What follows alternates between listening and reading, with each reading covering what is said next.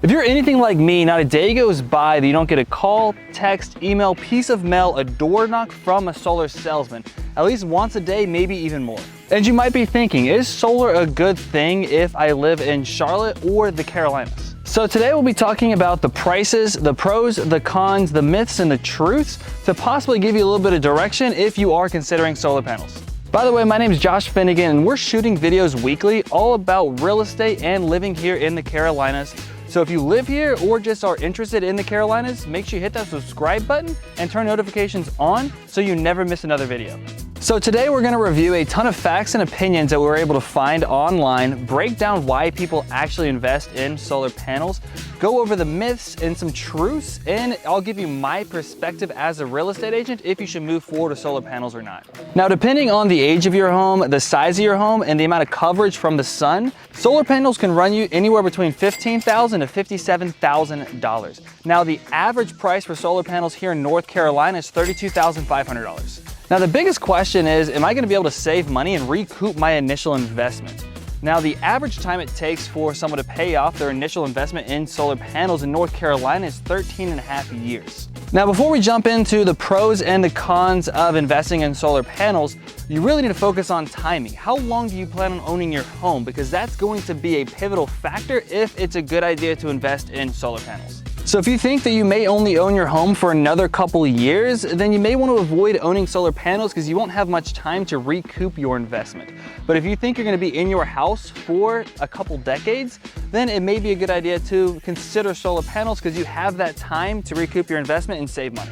So what are some of the positives of owning solar panels? And the first positive is the 30% federal grant, which is a credit that you can claim on your taxes for up to 30% of the initial investment on your solar panels, which can help you offset some of the initial costs. Now, the second benefit is you can actually sell your unused energy back to the grid, and that can actually help you offset some of the initial cost of your investment.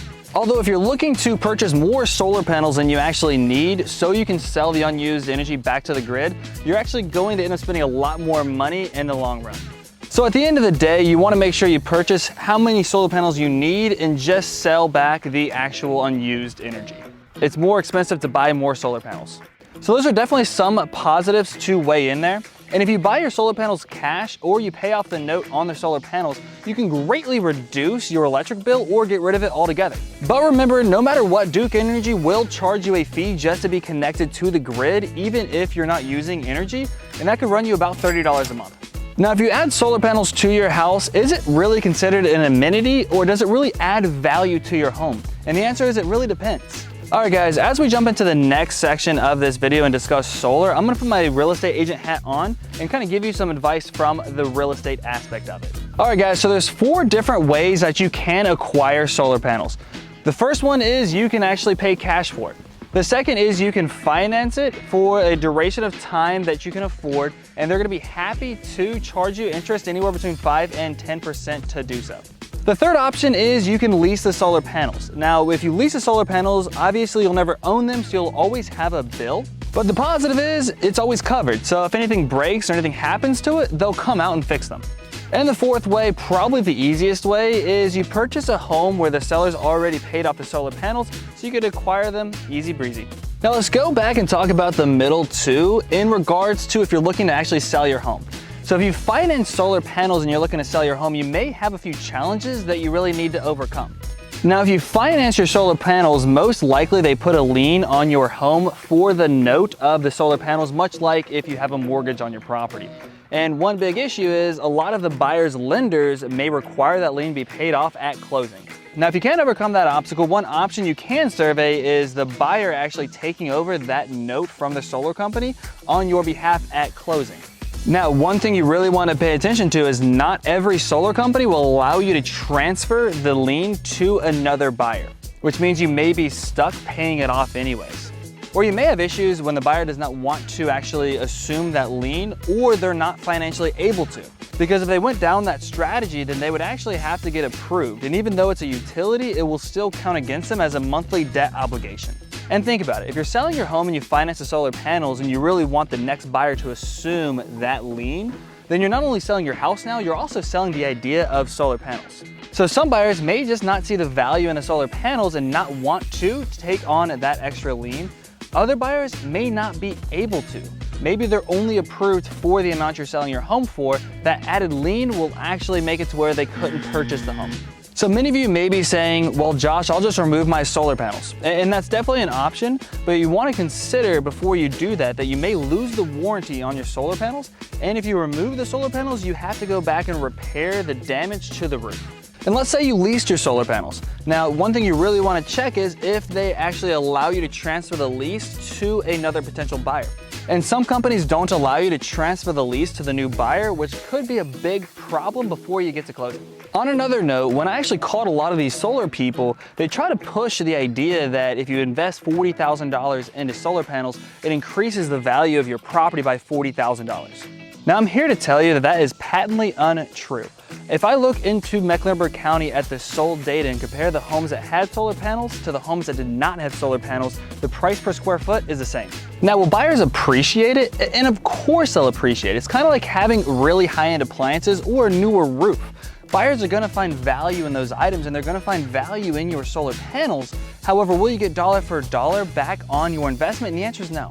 Now let's round this video out with some pros and some cons of some miscellaneous items in regards to solar panels. Now, if you are shopping around, not every company offers the same warranty, right? So I would definitely really read the fine print and find one that stands behind their product and is gonna give you a 5, 10, 15, 20-year warranty on your solar panels.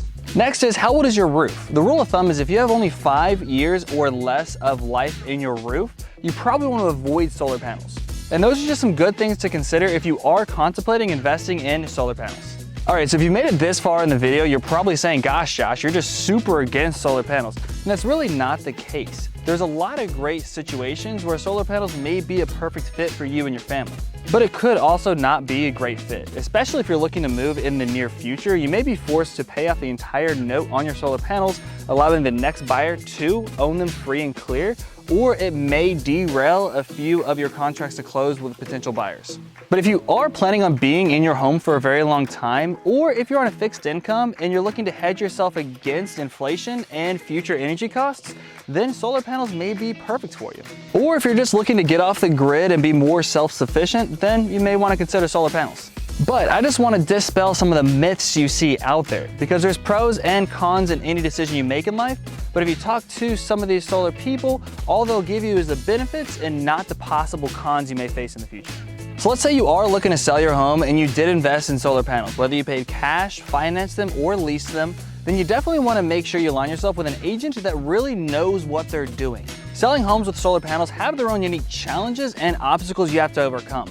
And a lot of agents have never sold a home with solar panels, which can lead to a lot of headaches for you in the future. So if you are looking to buy, sell, or invest in real estate, myself and my team would love to be your real estate resource of choice. Feel free to give us a call, text us, email us. We'd love to sit down with you and help you with your real estate goals. And guys, we are shooting videos weekly, so if you don't want to miss any of our market updates or real estate videos or the videos that we shoot here on the Carolinas, make sure you hit that subscribe button, turn notifications on. Thanks for watching, guys, and I'll catch you on the next video. Boo!